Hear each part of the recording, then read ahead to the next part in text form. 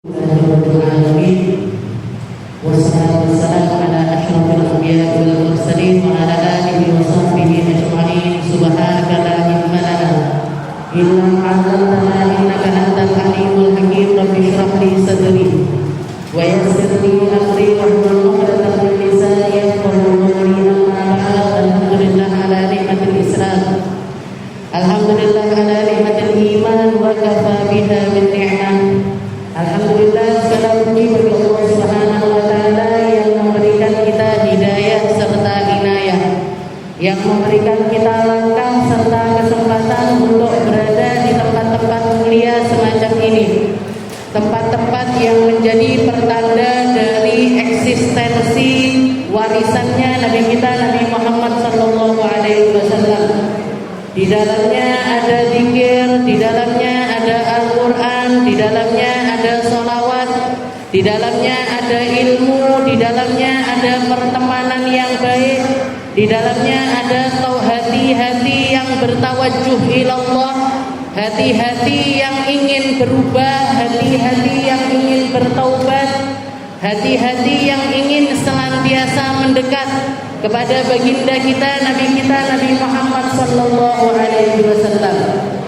Maka ketika kita dihadirkan oleh Allah Ta'ala di tempat yang semacam ini, ketahuilah bahwasanya tempat ini adalah tempat di mana doa-doa dijabah oleh Allah, di mana permohonan-permohonan kita tersampaikan kepada Allah, di mana tempat Allah Ta'ala mengucurkan segala macam rahmatnya, segala macam keindahannya, segala macam rahasia-rahasianya. Tugas kita hanya menyediakan tempat, membersihkan tempat, mengosongkan tempat, agar senantiasa roh kita ini dapat perkara-perkara yang besar dari Allah Subhanahu wa Ta'ala. Karena al-madad ala qadril mashhad, karena sesungguhnya yang kita dapatkan itu sesuai dengan cara pandang kita. Yang kita dapatkan itu sesuai keadaan hati kita. Yang kita dapatkan itu sesuai dengan maksud tujuan kita. Kalau Nabi kita Muhammad senantiasa mengingatkan innamal a'malu binniyat, amal itu semuanya tergantung niatnya.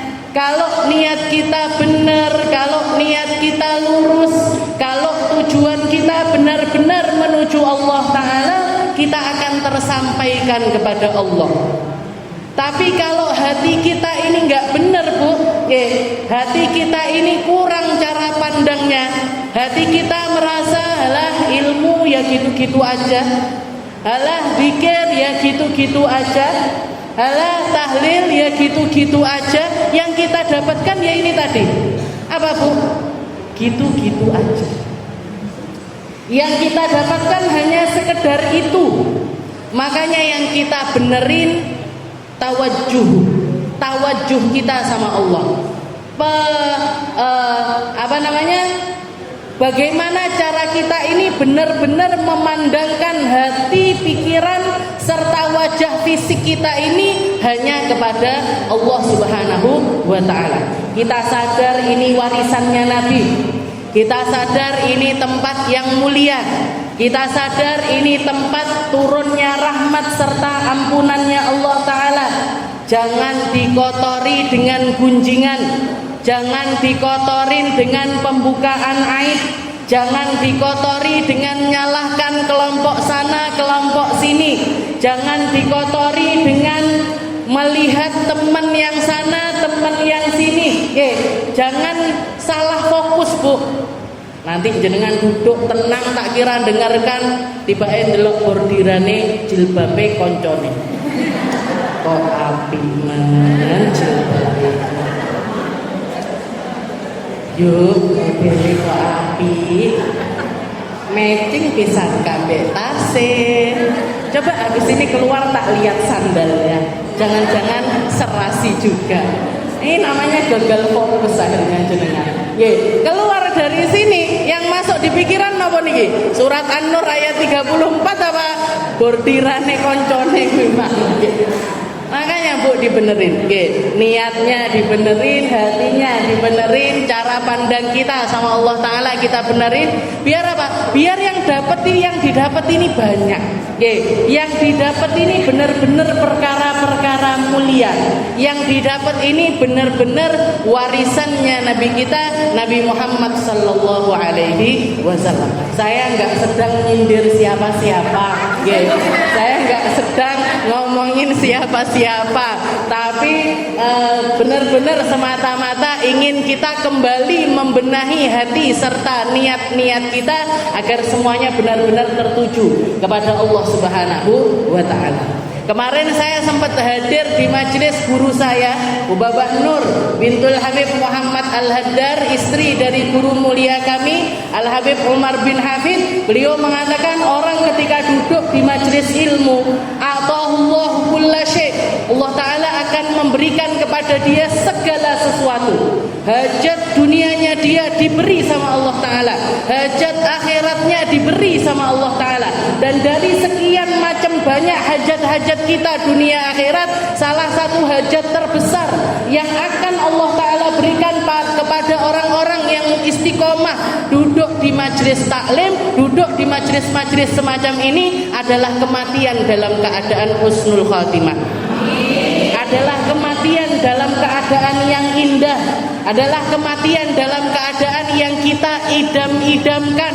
Kita pengennya mati kalau kita sholat, kita pengennya mati kalau kita dalam keadaan sujud, kita pengennya mati kita dalam keadaan puasa, kita pengennya mati kita dalam keadaan talabul ilm, kita pengennya mati dalam keadaan-keadaan yang baik. Orang yang duduk di majelis taklim, katanya beliau, paling sesuatu yang akan Allah Ta'ala karuniakan kepada orang tersebut adalah mati dalam keadaan husnul khatimah. Setelah itu beliau juga menceritakan orang ini kalau meninggal, seorang hamba iman kalau meninggal dalam keadaan husnul khatimah, para iblis setan ini akan menangis bersedih atas kematian orang tersebut kurang lebih 40 hari. Nangisi satu ruh yang akhirnya kembali kepada Allah Ta'ala untuk masuk ke dalam surganya. Menangisi ruh yang lewat lepas untuk menjadi temannya mereka di dalam neraka. Begitu juga sebaliknya, kalau orang meninggal dalam keadaan su'ul khatimah, dalam keadaan yang buruk, dalam keadaan kebinasaan yang gak benar, gak baik, maka setan akan bikin perayaan-perayaan selama 40 hari, merayakan satu ruh yang akan menemani mereka di neraka, merayakan satu ruh yang akan menjadi qarinuhum finnar, yang akan menjadi teman mereka untuk mencicipi segala penderitaan yang ada di dalam neraka. Na'udzubillahi min dzalik. Saya minta Bu semuanya, jangan punya hajat dunia minta di sini, jangan punya hajat akhirat minta di sini. Percaya, yakin Allah Ta'ala pasti akan mengabulkan. Kalaupun misalkan realitanya nggak terkabul di dalam diri kita, kita harus tetap berhusnudon sama Allah Ta'ala bahwasanya ini tidak dikabulkan, permintaan saya ini tidak diberikan oleh Allah Ta'ala di dunia, untuk saya nanti menuainya di akhirat. Untuk nanti saya akan mendapatkan pahalanya yang berkali-kali lipat lebih indah nanti di sisi Allah Subhanahu wa Ta'ala. Oke, kita lanjutkan pembahasan kita masih di dalam surat An-Nur. Setelah berbagai macam hukum-hukum kita pelajari, mulai dari hukumnya berhijab, hukumnya bertamu, hukumnya menutup aurat, hukumnya istilahnya kalau seseorang melakukan keburukan walaupun tidak di tangannya sendiri, tapi dia tetap akan mendapatkan keburukan tersebut. Ada banyak hal yang sudah kita pelajari. Semoga nggak lupa, semoga tetap teringat. Kalau jenengan nggak ingat nanti bisa direview. Ini kajian ini insya Allah saya rekam selalu dan saya masukkan ke dalam YouTube. Ini Ustazah yang tahun dulu sampai sudah setahun apa belum kita ngaji ini? Kayaknya sudah ya. Ini apa bahas apa. Kalau terlupa bisa direview lagi. Nah, ini kita ada di ujung ayat yang mengatakan Allah Subhanahu wa taala mengatakan kepada nabi kita Nabi Muhammad sallallahu alaihi wasallam, "Wa laqad anzalna ilaikum ayatin mubayyinat wa mathalan minal ladzina khalau min qablikum wa mau'izatan lil muttaqin." Allah taala mengatakan, sungguh wahai Muhammad, telah aku turunkan kepada kamu ini ayatum mubayyinat, bukti-bukti yang nyata, ayat-ayat yang sangat jelas terang benderang. Wa mathalan minal ladzina khalau min qablikum, ditambah lagi dengan permisalan-permisalan orang-orang sebelum kalian, permisalan-permisalan dari manusia-manusia yang telah mendahului kalian.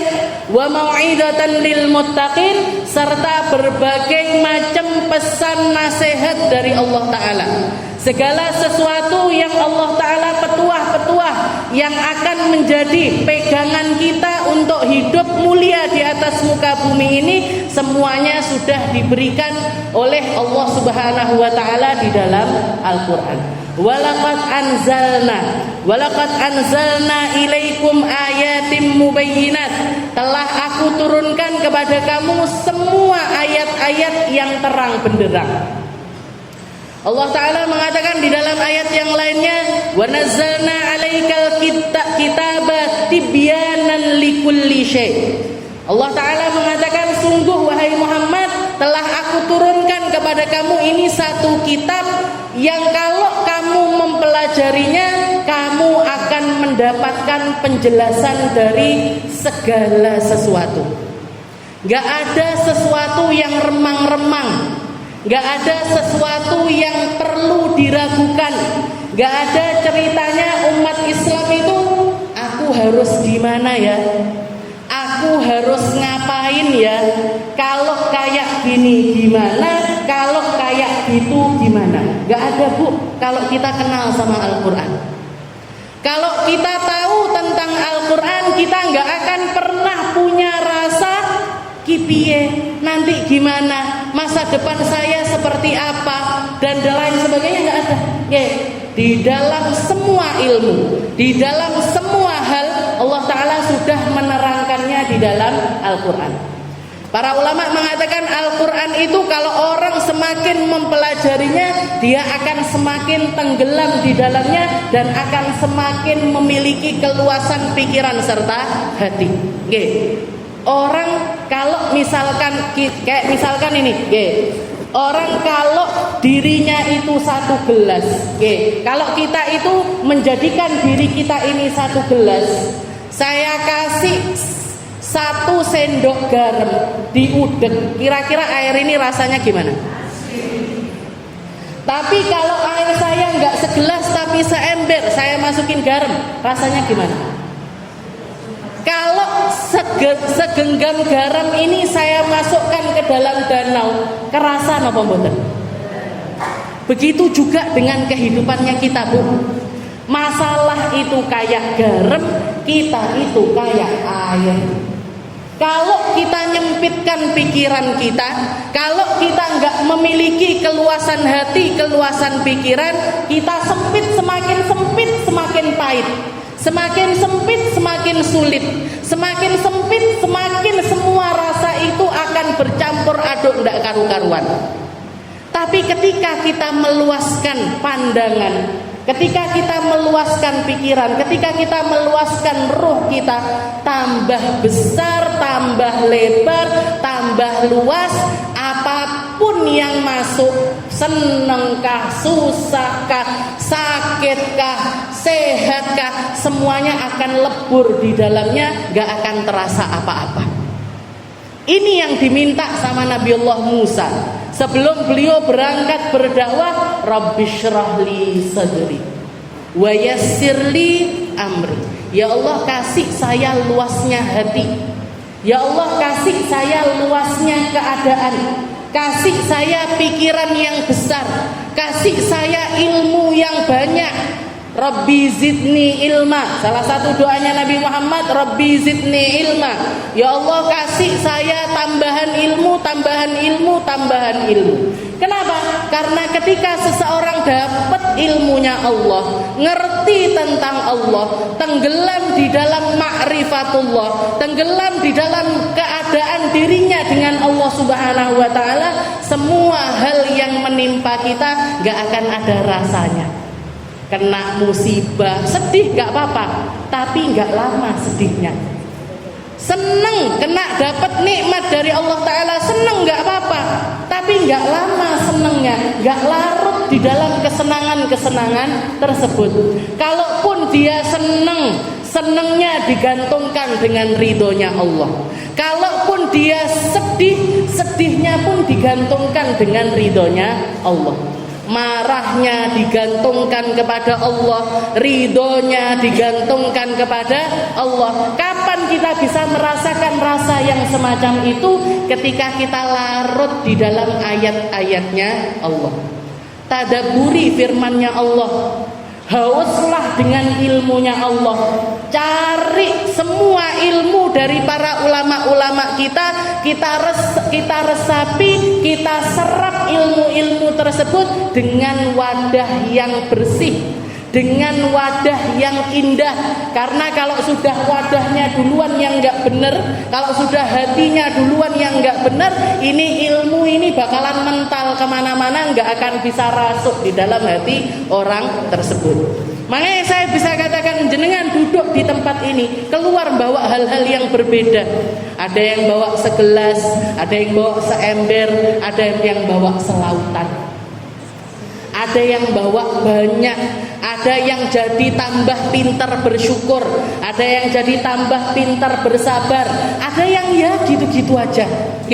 Yo panggah ae, ndak ada perubahan, ya tetap gampang marah, ya tetap ngomel-ngomel, ya tetap suka ghibah sana sini dan lain sebagainya. Yang salah apanya ini? Wadahnya, Bu. Dibenerin, dibersihin dulu agar semua rahasianya Allah Ta'ala ini bisa masuk ke dalamnya. Walaqad nazzalna 'alaikal kitaba tibyanan likulli syai'. Dan semua ilmunya Allah Ta'ala ini bertebaran di mana-mana. Ilmunya Allah Ta'ala ini bertebaran, ulama di mana-mana, pesantren di mana-mana. Jenengan enggak akan bingung untuk nyari ilmu. Kalau yang dicari adalah ilmu, di semua tempat ada, di setiap daerah akan ada. Bukan dipegang oleh satu orang, dua orang. Yang jaga Islam ini Allah, yang jaga agama ini Allah, yang jaga Al-Quran ini Allah. Kita ini kalau dijadikan sama Allah Ta'ala orang-orang yang masuk di dalam khadimul Islam, khadimul iman, khadimuddin, jadi orang-orang para pembantu-pembantunya Allah, kita yang harus bersyukur. Kita dikasih sama Allah Ta'ala ilmu, setelah itu dikasih jatah untuk nyampaikan ilmu tersebut, kita yang beruntung. Karena tanpa kita pun Islam sudah jaya, tanpa kita pun Islam sudah mulia. Jenengan kalau misalkan gak hadir di majelis-majelis ilmu, Allah Ta'ala akan gantikan orang-orang lain yang akan duduk di majelis tersebut. Jadi bukan majelisnya yang butuh sama kita, kita yang butuh sama majelis. Bukan ilmu yang butuh sama kita, kita yang butuh sama ilmu. Tibyanan likulli syai'. Katanya Allah Ta'ala, Al-Quran ini mencakup semua penjelasan. Kalau enggak tafsilan wa taksilan. Kalau enggak tafsilan taksilan. Apa itu maksudnya? Kadang Al-Quran itu kalau menjelaskan sesuatu itu detail sekali. Nyeritakan sesuatu itu detail sekali. Semacam apa? Kayak misalkan ketika Allah Ta'ala nerangkan tentang ayat-ayat warisan. Jatahnya lidzakari mithlu hadzil unthayain, laki-laki dapat jatahnya separuhnya, perempuan dapat jatah separuhnya laki-laki. Nanti kalau anak perempuan ditinggali warisan bapaknya, anak perempuan satu tok, anak tunggal kok perempuan satu, jatahnya dia setengah. Kalau anaknya dua atau lebih berarti 2/3. Nanti ibu kalau punya anak berarti dia jatahnya 1/6. Nanti kalau nggak punya anak dapatnya 1/8. Macam-macam. Ini dijelaskan detail sekali sama Allah Ta'ala. Ini sekian persen, ini sekian persen, ini sekian persen. Itu diterangkan secara gamblang sama Allah. Makanya saya itu sampai heran kalau orang nanya tentang bab warisan. Ini loh Al-Quran jelasinnya itu detail sekali. Kok kita masih bingung? Piro yo begini, piye yo carane? umur kita ini berapa? Umur kita ini berapa kok sampai nggak ngerti halal haram, aturan-aturannya Allah, aturan-aturan syariat. Kita tanyakan sama diri kita sendiri, umur kita berapa? Ini kita yang nggak ngerti apa kita yang nggak mau ngerti? Ini kita yang nggak paham apa kita yang nggak mau paham? Jadi bukannya orang nggak tahu, tapi orang nggak mau tahu zaman sekarang itu. Aku nggak mau ngaji, aku malah jilbaban gede-gede. Berarti apa? Berarti sudah tahu. Sudah tahu harusnya perempuan itu berhijab. Sudah tahu harusnya perempuan itu nutup aurat. Tapi alasannya dia apa? Semua aku kok jadi alim. Jadi alim itu waktunya lama, Bu. Jenengan tanya itu ulama-ulama itu mondoknya berapa tahun? Orang-orang yang punya ilmu itu mondoknya berapa tahun? Saya yang ilmunya cuman secetek ini aja, ngajinya 10 tahun, Bu. Di Dalwa 6 tahun, berangkat ke Hadramut 2 tahun, balik lagi ke Dalwa 2 tahun lagi, neruskan kuliah. 10 tahun itu ilmunya cuman kayak saya. Jangan bayangkan ulama-ulama yang lebih hebat itu seberapa lamanya mereka di dalam menuntut ilmu. Kok hadir majelis sekali langsung jadi alim itu mungkin loh. Alim ngerti nggak? Alim itu orang punya ilmu. Alim itu orang yang jadi tempatnya ilmu. Jadi nggak mungkin. Istilahnya ini jadi Al-Quran itu kalau nerangkan sesuatu ada yang tafsil, detail. Dan ini yang semacam ini banyak. Dan kalau mau tahu ayatnya utang piutang, ayat yang bahas tentang hutang piutang itu ayat paling panjang di dalam Al-Quran. 1 lembar penuh ini 1 ayat. Lah kok ada orang nggak ngerti caranya utang piutang ini loh? Kan berarti parah sekali. Kamu kalau udah tadayantum bidainin, kalau kamu utang piutang ngadakan transaksi hutang piutang, maka catat, disuruh nyatet sama Allah Ta'ala, catat, datangkan saksi, bikin perjanjian, ini sampai kapan, itu dibikin sama Allah Ta'ala detail sekali. Makanya nggak ada yang Nabi Muhammad SAW mengatakan taraktukum alal baydo nahariha lailaha kanahariha. Katanya Nabi Muhammad, saya itu ninggalkan kepada kalian agama Islam itu seperti sesuatu yang putih bersih, malamnya kayak siangnya. Malamnya kayak siangnya, terang benderang, semuanya kelihatan, semuanya jelas. Semuanya jelas. Saya tinggalkan agama Islam ini kepada kalian dalam keadaan terang benderang. Berarti kalau kita nggak dapat cahayanya agama, kalau kita nggak dapat cahayanya agama, ini bukan kita nggak dapat cahayanya agama, kita yang merem dari cahayanya agama. Kita yang nggak mau tahu tentang agama kita yang nggak mau mendekat kepada cahayanya Allah Subhanahu wa Ta'ala. Na'udzubillah min dzalik. Kalau nggak gitu taksilan ini apa? Asalnya dari Al-Quran.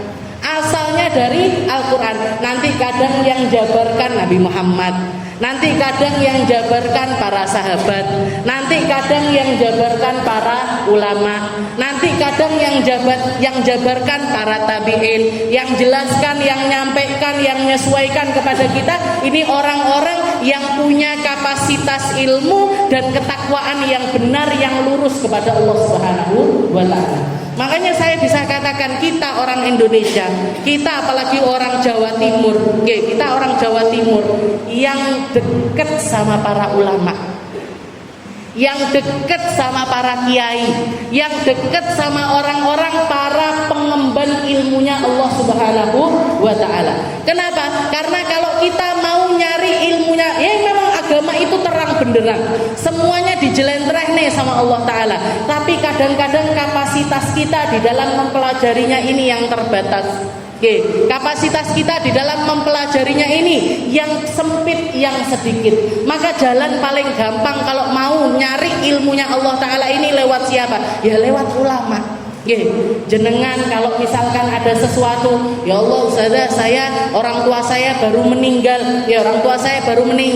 ninggalkan warisan sekian, ya memang di Al-Quran ini dijelaskan, tapi caranya gimana yang sesuai dengan orang-orang zaman sekarang, yang nggak akan bikin kontroversi di antara keluarga, bikin biar tetap adem ayem, biar nggak ada pertengkaran dan lain sebagainya. Ini gimana? Tanyakan sama para ulama. Tanyakan sama para ulama. Nanti mereka yang akan ngasih tahu.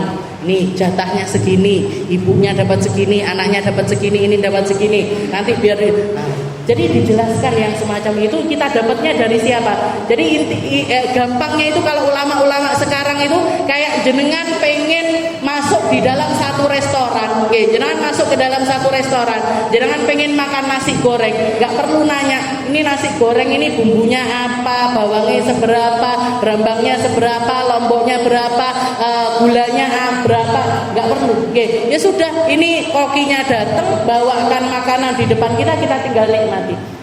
Kurang enak apa Bu? Kurang enak apa jadi umatnya Nabi Muhammad sallallahu alaihi wasallam? Tibyanan likulli syai. Jadi Allah Taala mengatakan wa nazzalna 'alaikal kitaba tibyanan likulli syai. Al-Qur'an ini menjadi penjelas untuk segala sesuatu. Makanya yang dekat sama Al-Qur'an, yang dekat sama isi hari-hari kita itu dengan Al-Qur'an. Kalau nggak bisa ngaji, ya belajar ngaji. Kalau sudah bisa ngaji, perbanyak tilawah Al-Quran. Kalau sudah punya rutinan tilawah Al-Quran, baca Al-Quran, tadabburi makna-maknanya, dalami makna-maknanya, datangi kajian-kajiannya para ulama yang membahas tentang ilmunya Allah. Dan semua ilmu yang dibawa sama para ulama itu ilmunya Allah. Mau itu ilmu sirah, mau itu ilmu tajwid, mau itu ilmu nahwu, mau itu ilmu tafsir, dan lain semuanya adalah ilmu yang datangnya dari Al-Quran. Karena sumbernya satu. Jadi Al-Quran itu kayak lautan. Al-Quran itu kayak lautan. Di antara lautan ini ada Nabi Muhammad sallallahu alaihi wasallam. Nabi Muhammad sendiri juga lautan ilmu. Al-Quran lautan ilmu. Di antara sekian banyak lautan ilmu itu ada Nabi Muhammad. Nabi Muhammad itu juga lautan ilmu. Dari ilmunya Nabi Muhammad ada sunnahnya Nabi Muhammad. Dari sunnahnya Nabi Muhammad ada ilmunya para ulama. Ada ilmunya orang-orang rijalun fahimu ma'atahullah. Para orang-orang yang memang dibikin sama Allah Ta'ala untuk paham tentang Al-Quran. Sayyidina Abu Bakar, Sayyidina Umar, Sayyidina Utsman, Sayyidina Ali, sahabat-sahabatnya Nabi Muhammad ini, mereka orang-orang yang paham dengan Al-Quran karena mendalami Al-Quran itu sendiri. Makanya ketika Sayyidina Abdullah bin Umar, salah satu sahabat yang nemui Nabi Muhammad ketika beliau masih kecil, Abdullah bin Umar, putranya Sayyidina Umar bin Khattab. Putranya Sayyidina Umar bin Khattab. Dikatakan ada satu orang nanya kepada beliau, mengatakan seperti ini kepada Sayyidina Abdullah bin Umar. Wahai Abdullah bin Umar, ara'aitumun nabi bi'ayunikum? Apakah kamu ini termasuk orang yang melihat Nabi Muhammad dengan mata kamu? Akallamtuhu bi'alsinatikum? Apa kamu ini termasuk orang yang ngobrol sama Nabi Muhammad dengan lisan-lisan kamu? Jadi orang ini, orang yang datang setelahnya para sahabat ini, yang nggak pernah ketemu Nabi ini, nanya sama sahabat, setelah itu nanya dengan nada yang semacam itu. Kamu ini apa ketemu sama Nabi Muhammad? Apa ngelihat Nabi dengan matamu? Iya. Kamu itu apa orang yang ngobrol sama Nabi dengan lisanmu? Iya. Setelah itu dia mengatakan, laitani kuntu ma'ahu. Kalau misalkan aku ini orang yang hidup bersama Nabi, lama taraktuhu yamshi 'alal ard. Saya enggak akan meninggalkan Nabi jalan napakkan kaki di atas tanah. Jawane dia, nopo jawane dia? Jadi maksudnya dia itu seakan-akan saya itu cinta sekali sama Nabi Muhammad. Kalian itu kok bisa hidup sama Nabi, ngobrol sama Nabi, jalan-jalan sama Nabi, tapi kok biarkan Nabi Muhammad jalan-jalan kayak gitu, itu kok bisa? Kalau saya hidup sama kamu, kalau saya sezaman sama Rasulullah, tak gendong terus itu Rasul, tak bawa terus itu Rasul, akan saya hormati dia dengan penghormatan yang tertinggi. Maka katanya Abdullah bin Umar, dia cuma senyum. Guyu tok, diguyu tok, Bu. Setelah itu mengatakan, kamu yakin kalau kamu hidup sama Nabi, kalau kamu bersama dengan Nabi Muhammad, kamu akan menjadi orang yang semacam itu? Kamu yakin? Kamu yakin kalau kamu tinggal bersama Rasulullah SAW, kamu akan jadi orang semisal Sayyidina Abu Bakar, Sayyidina Umar, Sayyidina Uthman? Apa kamu yakin akan menjadi orang-orang semacam itu? Jangan-jangan kamu malah justru jadi orang kayak Abu Lahab. Jangan-jangan kamu akan jadi orang semisal Abu Jahal. Jangan-jangan kamu akan jadi orang semacam Abu Sufyan. Jangan-jangan kamu akan jadi orang-orang yang semacam itu. Kata-katamu yang semacam itu seakan-akan kamu itu protes sama Allah Ta'ala. Padahal Allah Ta'ala itu adalah, Allah Ta'ala menakdirkan kamu untuk menutupi matamu dari bertemu langsung dengan Rasulullah SAW. Yang menentukan takdir itu Allah. Yang menentukan takdir itu adalah Allah. Kamu syukuri rasa cinta yang ada di dalam hatimu. Gak usah merasa lebih tinggi dibandingkan para sahabat-sahabatnya Nabi Muhammad SAW. Sahabatnya Nabi ini orang-orang yang dapat jatah pandangan, dapat jatah ngobrol, dapat jatah duduk, dapat jatah untuk hidup bersama dengan Rasulullah SAW. Jangan pernah merasa lebih mulia dari mereka. Jangan pernah merasa bisa mengalahkan mereka. Jangan pernah merasa untuk mengungguli orang-orang semacam ini. Kamu yakin kalau kamu hidup sama Nabi bakalan kayak Sayyidina Abu Bakar? Kamu yakin kamu akan menjadi orang-orang semacam orang-orang mulia tersebut? Jangan-jangan malah kebalikannya. Makanya kita ini, Bu, sekarang hidup di akhir zaman. Ya memang kehidupannya kayak gini. Fitnah di mana-mana, hoax di mana-mana. Istilahnya kalimat-kalimat dusta ditebarkan dengan sedemikian rupa, adu domba, omongan kotor, dan segala hal yang menjijikkan dan juga sangat jauh dari agamanya Allah Ta'ala itu kita temukan di mana-mana. Tapi syukuri, Bu, karena jenengan hadir di majelis taklim. Syukuri, Bu, karena jenengan dapat jatah dari ilmunya Allah Subhanahu wa Ta'ala. Syukuri keadaan kita, syukuri apa yang Allah Ta'ala takdirkan atas kita, sambil terus berusaha, sambil terus berbenah, sambil terus menganggap diri ini hina untuk dimuliakan sama Allah. Kita tawadukkan hati kita dengan penuh masyhad yang besar kepada orang-orang mulia yang ada di sekitaran kita, agar kita ini jadi orang-orang mulia, bukan di antara manusia tapi di sisi Allah Subhanahu wa Ta'ala.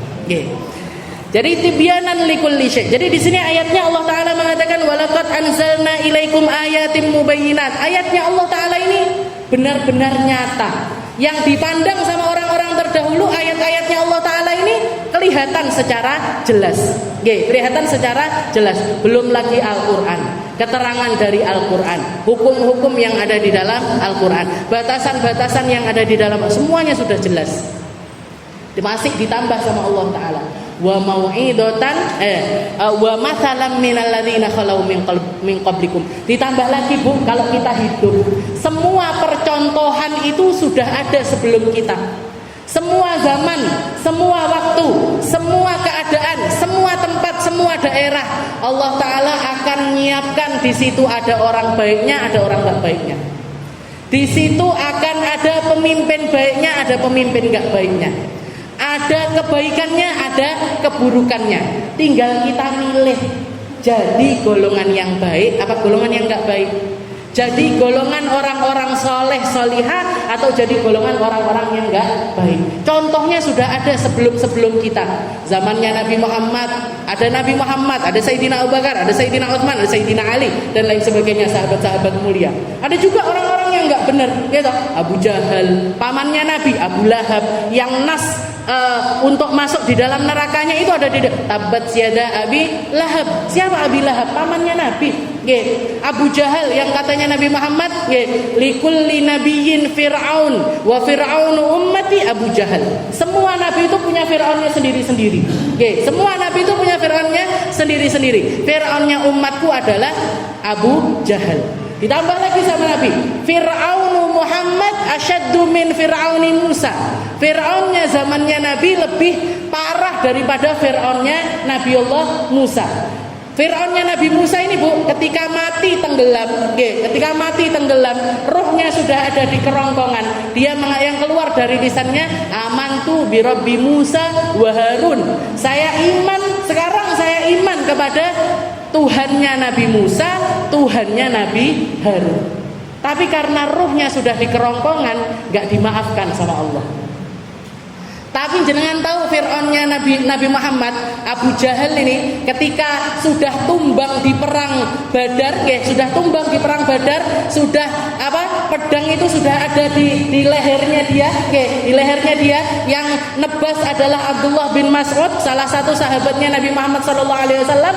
Katanya Abu Jahal, ya Aba Mas'ud, wahai Abu Mas'ud, baligh salami ila Muhammad, sampaikan salamku kepada Muhammad, ana aduhu fid dunya wal akhirah, saya musuhnya dia dunia akhirat.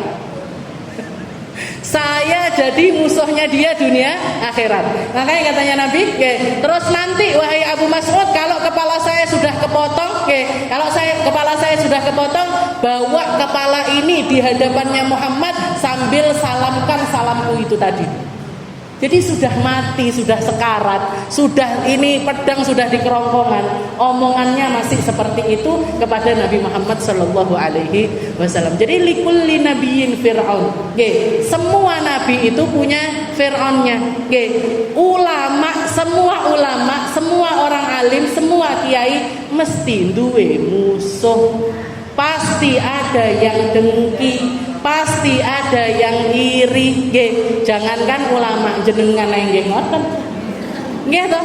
Istilahnya kok orang-orang alim yang punya kapasitas ilmu, orang-orang biasa aja juga punya musuh semuanya. Berarti gimana? Ya sudah, hidup aja apa adanya, nikmati semua orang. Jadi istilahnya kita mikirnya gini, kalau masalah bab permusuhan, orang yang benci sama kita, tidak usah jenengan repot-repot jelaskan diri kepada mereka. Yang benci sama kita akan tetap benci, yang senang sama kita juga akan tetap senang. Nggak perlu jelaskan, aku ndak ngono, klarifikasi, bikin sidang pers untuk jelaskan tentang, nggak usah. Nanti bakalan kelihatan siapa yang Fir'aun, siapa yang Musa, siapa yang Abu Jahal, siapa yang Nabi Muhammad Sallallahu Alaihi Wasallam, siapa yang ada di belakang barisannya orang-orang baik, siapa yang ada di barisannya orang-orang yang nggak baik. Nggak perlu jelaskan, nggak perlu menjelaskan. Wa mau'idat wa mathalan minal ladzina khalau min qablikum. Semua masa itu ada qudwahnya, ada tauladannya. Jenengan pengen tauladan sebagai seorang istri, ngikuti aja Sayyidah Khadijah. Jenengan pengen punya sandaran di dalam penjagaan aurat, penjagaan diri, penjagaan harga diri, ikuti aja Sayyidah Maryam ataupun Sayyidah Fatimah Zahra. Jenengan pengen punya qudwah di dalam menuntut ilmu, motivasi kita untuk jadi orang-orang yang berilmu, ikuti aja Sayyidah Aisyah bintu Abu Bakar, istrinya Rasulullah Sallallahu Alaihi Wasallam. Orang-orang baik sudah banyak contohnya di dalam Al-Quran, di dalam orang-orang yang ada di sekitaran Nabi, semuanya juga ada. Wa mau'idatan lil muttaqin. Juga Al-Quran ini ditambah lagi isinya dengan petuah-petuah indah, dengan nasihat-nasihat yang luar biasa, dengan nasihat keimanan, nasihat motivasi, semuanya ada di dalam Al-Quran. Gak perlu bingung untuk nyari kitab-kitab yang lainnya atau nyari sumber-sumber dari tempat yang lainnya. Mungkin-mungkin kita semuanya dicintakan sama Allah Ta'ala dengan Al-Quran.